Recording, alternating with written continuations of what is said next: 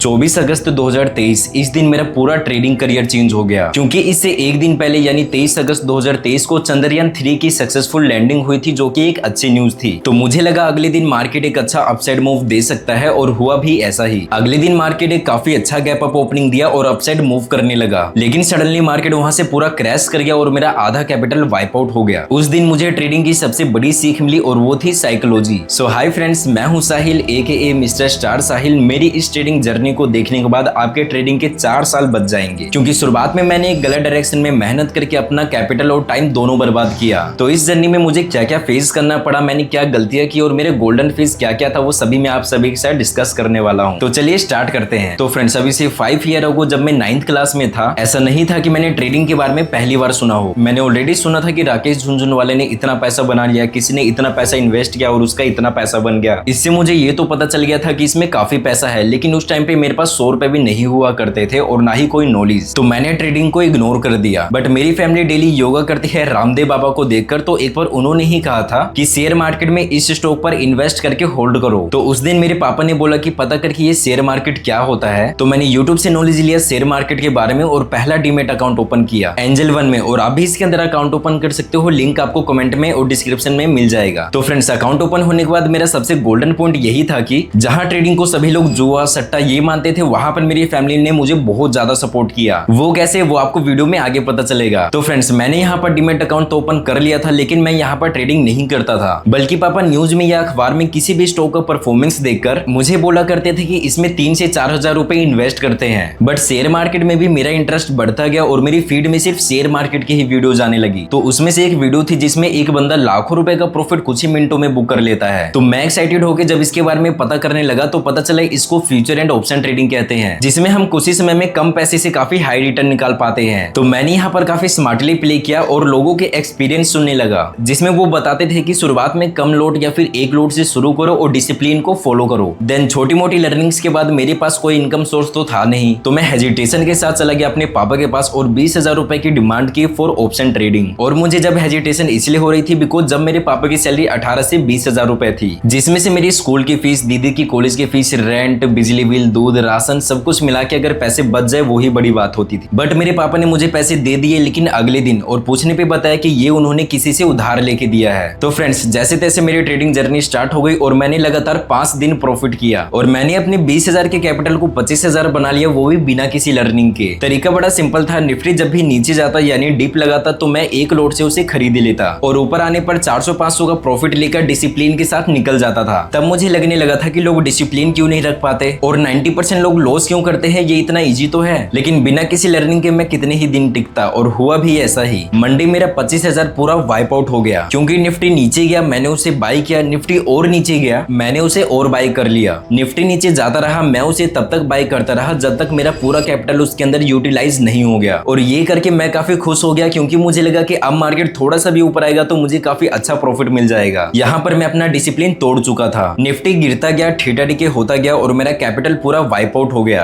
पापा ने हाल फिलहाल में ही पैसे दिए थे, तो मैं उनसे फिर से मांग भी नहीं सकता था, तो मैंने उनको बताया भी नहीं और मैंने लर्निंग के ऊपर फोकस करना शुरू कर दिया। अब ट्विस्ट ये आया कि जब मैं बिना सीखे ट्रेडिंग कर रहा था, एटलीस्ट मेरे 4 से 5 दिन तक प्रॉफिट हो रहा था, लेकिन जैसे ही मैंने लर्निंग शुरू की तो मेरा लॉस चलना शुरू हो गया। और उसके बाद कैपिटल का तभी जुगाड़ हो पाता था जब पापा पूछते थे कि ट्रेडिंग कैसी चल रही है। तो मैं ये नहीं बोलता था कि कैपिटल खत्म, मैं ये बोलता था कि कैपिटल थोड़ा कम हो गया है, जितने लोड से मैं ट्रेडिंग करना चाहता हूँ वो लोड नहीं ले पा रहा। तो मुझे ऐसे 3,000, अगले महीने कभी 5,000, कभी 2,000 ऐसे मिल जाया करते थे। और इसके साथ ही मैंने अपनी लर्निंग को कंटिन्यू रखा। मैं जितना सीखते गया उतना लॉस मेरा बढ़ता गया, लेकिन मेरी एक काफी अच्छी आदत थी और वो थी ट्रेडिंग जर्नल को मेंटेन करना। तो लर्निंग के लिए मैंने प्राइजेक्शन सीखा, बट उससे मेरा लॉस होता रहा। तो मुझे लगा कि कुछ एडवांस सीखने से पैसा बनेगा, तो मैंने stop loss setting, trap trading, smart money concept सब कुछ सीखा, लेकिन मैं प्रॉफिटेबल ट्रेडर नहीं बन पाया। बट एट द एंड मैं प्रॉफिटेबल ट्रेडर कैसे बना ये भी आपको बताऊंगा। लेकिन अभी तक अगर आपने वीडियो देख रहे हो तो प्लीज लाइक एंड सब्सक्राइब जरूर से कर दीजिए। तो सब कुछ सीखने के बाद भी जब मेरा प्रॉफिट नहीं बना तो मैंने ट्रेडिंग छोड़ दी और मैं भी ये सोचने लगा कि ट्रेडिंग मेरी बस की बात नहीं। और ट्रेडिंग मैंने इसलिए भी छोड़ी थी क्योंकि इन 3 सालों में लगभग मेरा 1,70,000 के करीब लॉस हो गया था और पापा के पास भी देने के लिए और कैपिटल नहीं था। लेकिन एक बार किसी को ट्रेडिंग की आदत लग गई तो इसे छोड़ पाना काफी मुश्किल है। और ऐसा ही हुआ। 6 महीने बाद जब मेरे पास कुछ कैपिटल जमा हो गया था, मैं ट्रेडिंग करने के लिए फिर से आ गया। और वो दिन था 24 अगस्त 2023।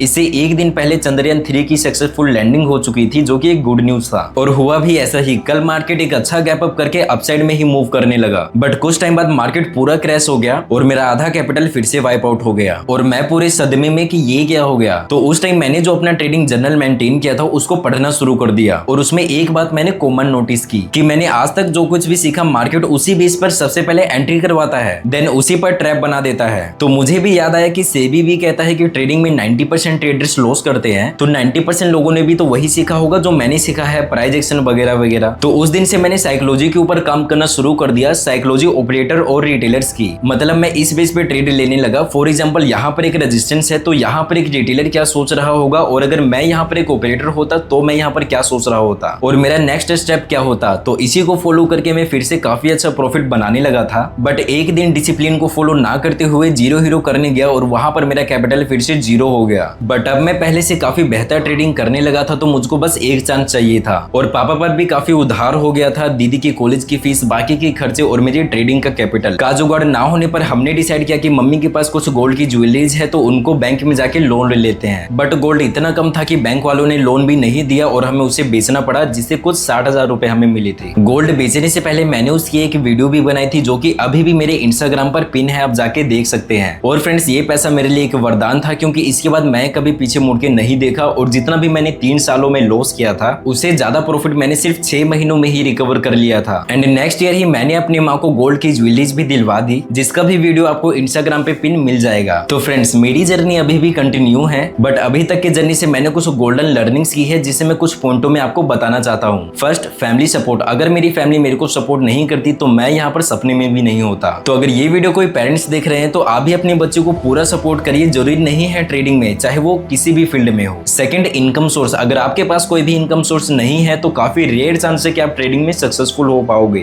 Third, trading journal. अगर मैं अपना ट्रेडिंग जर्नल मेंटेन नहीं करता तो मैं अपनी गलतियों से सीख नहीं पाता और मैं यहाँ पर नहीं होता। फोर्थ, एक ट्रेडिंग रोड मैप है जो मैं आपको दे रहा हूँ। फर्स्टली आपको सीखना है price action, technical analysis, fundamental analysis, smart money concept, stop loss hunting और ट्रैप ट्रेडिंग, या फिर साइकोलॉजी जो मैं यूज करता हूँ। और सारी वीडियोस ऑलरेडी साइकोलॉजी के ऊपर बनी हुई है, आप जाके देख सकते हैं। सेकेंडली, ये सारी चीजें सिर्फ आपको सीखनी है, इन पर आपको पैसा नहीं लगाना। थर्ड है, सबको सीखने के बाद आपको सभी को बैक टेस्टिंग करना है और इनमें से जो भी आपको लगे कि ये ज्यादा एक्यूरेट है, चाहे वो प्राइस एक्शन हो, स्मार्ट मनी कॉन्सेप्ट हो या स्टॉप लॉस हंटिंग, उसे पकड़ो और फॉरवर्ड टेस्टिंग करना शुरू करो। एंड फोर्थ एंड लास्ट, जो भी टॉपिक आपने सिलेक्ट किया है उसे पकड़ो और 6 महीने से 1 साल उस पर फोकस करो। उसके अलावा भूल जाओ कि आज तक आपने कुछ भी सीखा है, चाहे वो स्मार्ट मनी कॉन्सेप्ट हो या फिर कुछ भी। और साथ में लॉस हो तो ट्रेडिंग जर्नल को भी मेंटेन करो। एंड 5वां गोल्डन पॉइंट है नेवर गिव अप। तो फ्रेंड्स, मेरी इस वीडियो को अपने उस ट्रेडर दोस्त के पास जरूर से शेयर करना जो कि गिव अप करने वाला है। एंड मेरी जर्नी से आपको थोड़ा सा भी कुछ सीखने को मिला हो तो प्लीज लाइक एंड सब्सक्राइब करके एक छोटा सा प्यारा सा कमेंट जरूर करना।